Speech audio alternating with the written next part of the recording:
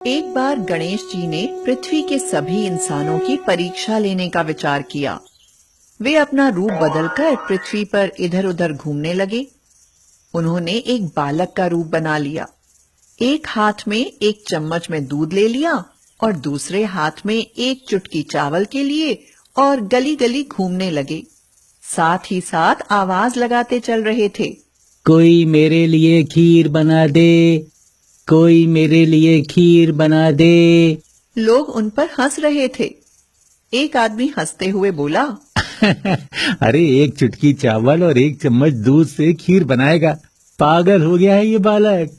पर गणेश जी ने ये सुना और हल्के से मुस्कुरा दिए और आगे बढ़ गए।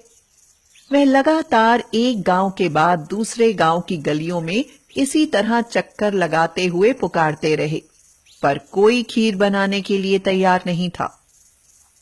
सुबह से शाम हो गई। गणेश जी गली गली लगातार घूमते रहे।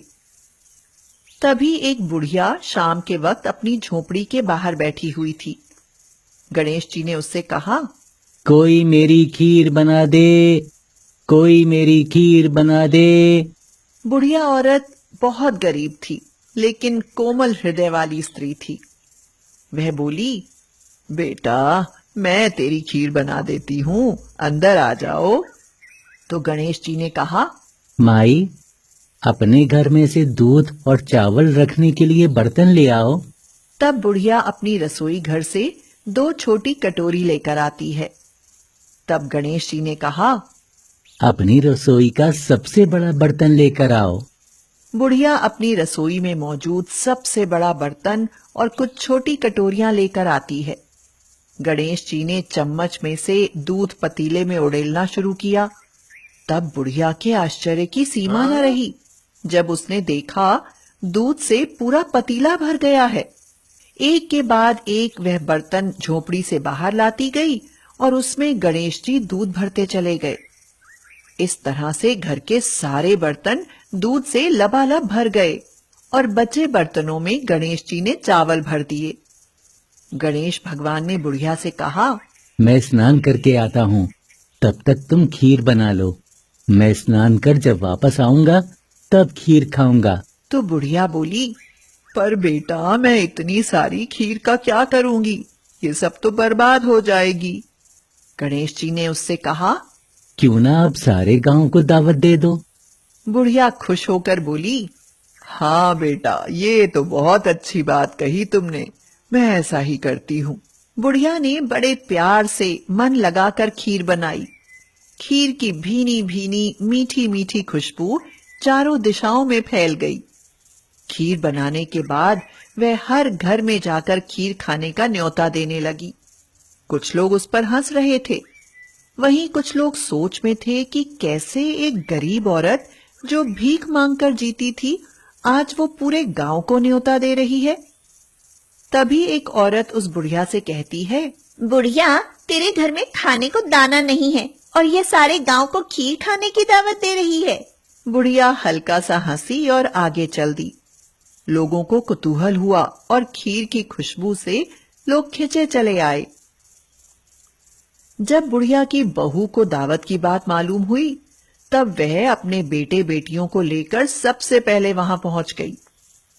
बुढ़िया ने जब अपने पोते पोतियों को देखा तो उसकी आंखें नम हो गईं और सभी बच्चे खीर खाने की जिद करने लगे।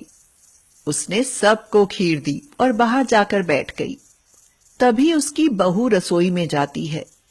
उसने खीर से भरे पतीलों को जब देखा तो उसके मुंह में पानी आ गया और वह खुद को खीर खाने से रोक न सकी। उसने एक कटोरी में खीर निकाली और दरवाजे के पीछे बैठकर खाने की तैयारी करने लगी। गणेश जी भगवान, भोग लगाना। इसी बीच एक छींटा गिर गई और गणपति जी को भोग लग गया और वो प्रसन्न हो गए। बुढ़िया ने देखा बालक वापस आ गया था।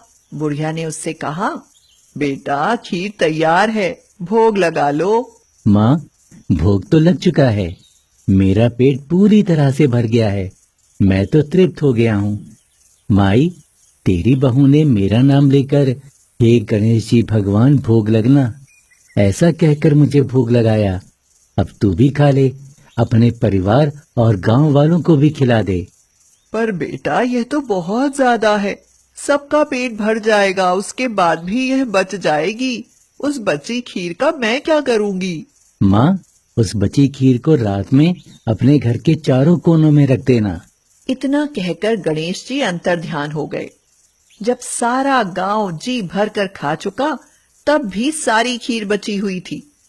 बुढ़िया ने खीर से भरे बर्तनों को अपने घर के चारों तरफ रख दिया। रात शांति से बीत गई और जब सुबह आंखें खुली तो उसने देखा कि उसके खीर वाले पतीलों में खीर के स्थान पर सोने, हीरे, जवाहरात और मोती भर गए हैं। बुढ़िया ने बोला, एक समय था जब मेरे बेटे बहू ने मुझे घर से निकाल दिया था। तब मैं भीख मांग कर अपना जीवन गुजार रही थी, पर आज मैं बहुत खुश हूँ। मेरी सारी दरिद्रता दूर हो गई और अब मैं आराम से रहूंगी। मेरे तो सारे कष्ट दूर हो गए। हे गणेश भगवान, जैसे मुझ बूढ़ी को आपने सब कुछ दिया, वैसे ही सभी को दे। सभी कहानी सुनने वालों को दे, उनके परिवार वालों को दे। जय गणेश जी महाराज।